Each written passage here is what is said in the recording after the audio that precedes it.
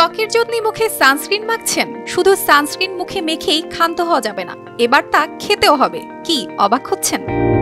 শীত, গ্রীষ্ম, বর্ষা যে কোনো মৌসুমেই ডার্মাটোলজিস্টদের পরামর্শ থাকে সানস্ক্রিন ব্যবহারের। সানস্ক্রিন ত্বককে যে কোনো ক্ষতি ও সূর্যের নজর থেকে রক্ষা করে, তাই ওরাল সানস্ক্রিন নতুন নয়। বিগত কয়েক বছর ধরেই সানস্ক্রিন ক্রিমের পাশাপাশি ওরাল সানস্ক্রিন বেশ ভালোই জনপ্রিয়তা পেয়েছে। মশলা এক্সপার্ট রাঁধুনি নিয়ে এলো টেস্টিং সল্ট মুক্ত রাঁধুনি স্বাদ মিশালি, স্বাদ হবে দুর্দান্ত।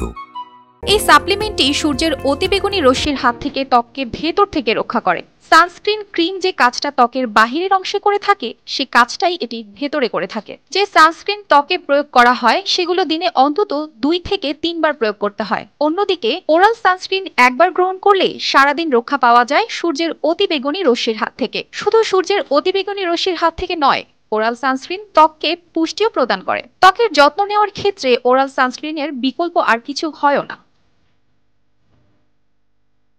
ওরাল সানস্ক্রিন ত্বককে রক্ষা করে ঠিকই, কিন্তু এর পার্শ্ব প্রতিক্রিয়া নিয়ে এখনো কাজ চলছে। জানা গেছে এটি হার্টের ওষুধের কার্যকারিতার উপর প্রভাব ফেলে বলে সন্দেহ করা হয়।